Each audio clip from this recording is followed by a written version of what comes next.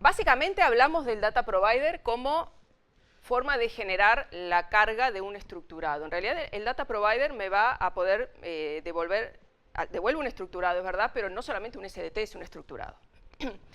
Después vamos a ver un poco más adelante que el data provider también me va a poder devolver un conjunto de business component, porque también es un estructurado. Bueno, ¿cuál es el concepto de business component? Nosotros hemos estado hablando de las transacciones, y en las transacciones nosotros no solamente definíamos la relación, la cardinalidad entre las entidades que reconocíamos del modelo que teníamos que diseñar, definíamos también todas las reglas de negocio. Definimos fórmulas si las había, subtipos, etcétera, etcétera. Todo lo que tenía que ver con la estructura y la lógica del negocio la definíamos en las transacciones. Y eso incluía también todos los controles que automáticamente dispara GeneXus, de las claves duplicadas, de los controles de integridad, de los índices unique que podría haber definido, etcétera. Ahora, todo eso se dispara dentro del ámbito de la transacción.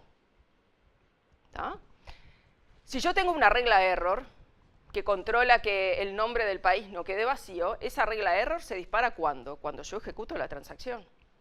Cuando yo ejecuto, abro el form, ingreso un dato y dejo en blanco, trato de pasar por el nombre del país y dejarlo vacío, ahí me sale el mensaje de error. Si yo estoy trabajando o intentando dar de alta un registro fuera de la transacción, esas reglas no se disparan. Entonces, la idea del business component precisamente surge por el concepto de decir qué bueno sería poder disponer de toda la lógica de la transacción fuera de la transacción. No necesariamente tener que estar trabajando en la transacción para disponer de esa lógica.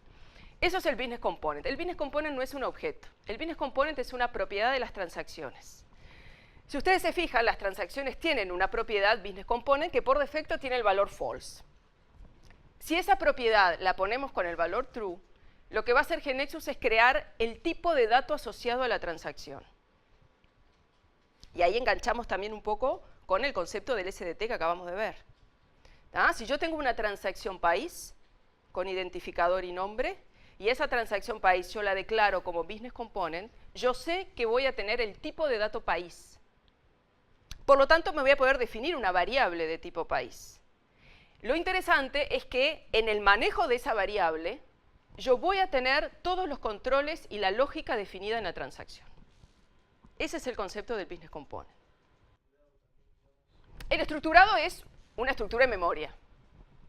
Y lo que tú haces ahí es cargar datos en esa estructura. El business component es mucho más, porque el business component te va a generar ese estructurado en base a la transacción, pero tiene la lógica de la transacción. Lo que decimos generalmente es que son transacciones silenciosas, porque yo puedo usarla sin el form, sin que se vea, digamos. Pero al tener ese tipo de dato, y definirme esa variable, yo dispongo de toda la lógica exactamente igual que si tuviera ese form. ¿Qué es lo único que no se va a ejecutar? Lo único que no ejecuta el business component son reglas que incluyan una interfaz gráfica. Como no ejecuta el form de la transacción, si yo dentro de las reglas que tengo por ejemplo, la llamada a un web panel, esa regla no se va a disparar, porque no ejecuta nada que tenga interfaz gráfica. Pero todos los controles, toda la lógica, invocación a procesos, lo que sea, sí se van a disparar.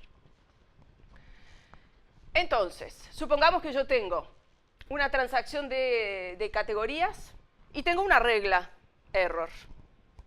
Esa regla error, por esto que le estábamos hablando, se va a disparar en este momento solamente cuando yo ejecute esa transacción en su forma habitual, a través del for.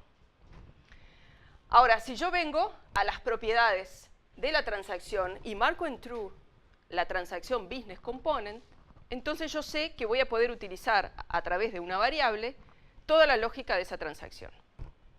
¿Cómo manejamos al business component? Obviamente yo voy a poder utilizar, nosotros, la transacción, a través del form de la transacción, damos de alta registros, modificamos, eliminamos, ¿verdad? Hacemos las altas, bajas y modificaciones. Lo mismo voy a poder hacer utilizando la transacción como business component. Supongamos que tengo esta transacción de categorías. Si yo quiero dar de alta una categoría nueva, lo que voy a hacer es definirme una variable basada en ese tipo de dato, y acá sí me parece que se ve claramente la similitud con el SDT. Yo me defino una variable y hago referencia a cada uno de los componentes de esa variable. En este caso, al ID y el nombre de la categoría. le asigno el nombre el valor del identificador, el nombre de la categoría. Varias cosas me interesa mencionar acá. Primero, ¿se acuerdan que cuando hablábamos de las transacciones, hemos mencionado que la transacción es uno de los objetos GeneXus que automáticamente hace commit? Sin embargo, cuando yo la utilizo como business component, el commit lo tengo que poner explícitamente porque no lo va a hacer. ¿Ah? Si se acuerdan, cuando vimos todo el tema de los momentos de disparo, vimos que se grababa el cabezal, las líneas y después hacía el commit. Cuando yo manejo la transacción como business component, necesito utilizar este método save, ¿ah?, para que se haga esa grabación y después declarar explícitamente el commit. Este código que yo tengo acá arriba lo que está haciendo es insertando, dando de alta una nueva categoría. Yo acá no marqué que el identificador fuera autonumerado, que lo podría hacer.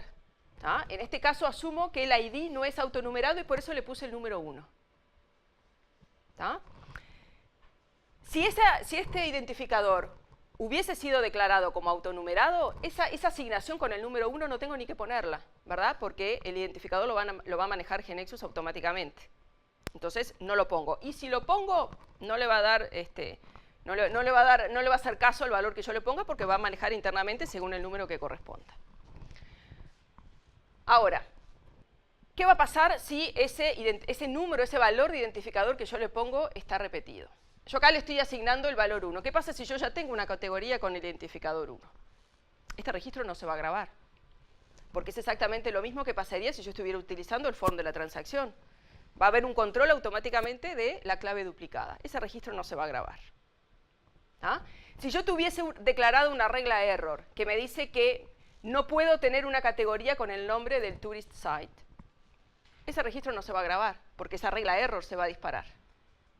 Si yo quiero hacer una modificación utilizando el concepto de business component, lo que necesito primero es cargar ese registro. Yo voy a poder modificar o voy a poder eliminar algo que existe. ¿Ah? Por lo tanto, si yo quiero hacer una modificación utilizando el concepto de business component, primero tengo que hacer el load, indicando el valor de la clave primaria. ¿Ah? Por eso la sintaxis sería la variable categoría.load y el valor de la clave primaria. En el caso del primer ejemplo, al ponerle el save y no tener el load, va a asumir el insert. ¿Ah? Ahora después les voy a mostrar que existen otros métodos. Yo puedo explícitamente ponerle insert o hacer un update, y ahí directamente no voy a necesitar ese load porque lo va a asumir implícitamente por ese método que voy a aplicar. ¿Ah? En este caso, si estoy utilizando el save, va a asumir, va a necesitar el load para hacer esa modificación o eliminación, y si no lo tiene, va a asumir el insert. Para hacer esta modificación, entonces, necesito cargar este registro, hago la modificación, salvo y commit. Ahí hago la modificación. ¿Ah? Ahora, insisto, ¿no? Vamos a ver ahora un poco más adelante que hay otros métodos donde yo puedo explícitamente ponerle que quiero hacer un update o que quiero hacer un insert.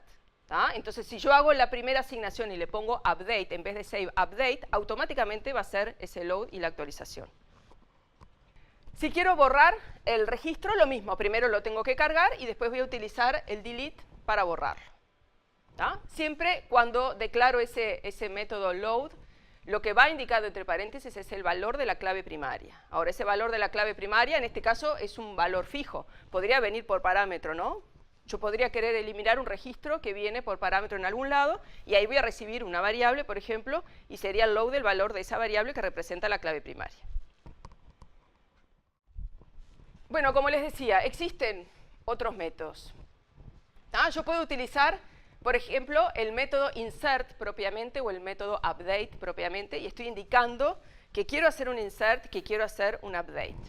El primer ejemplo sería lo mismo que les mostré recién, pero directamente con el insert. O sea, yo estoy declarando de antemano que quiero hacer un insert. Asigno los valores y hago el insert.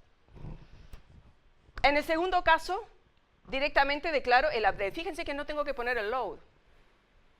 Porque al decirle que voy a hacer un update, internamente va a ser ese load, va a ser la carga de ese registro. Cosa que no pasa si utilizo el save. Necesito el load, que es donde le voy a estar indicando la intención de lo que yo quiero hacer.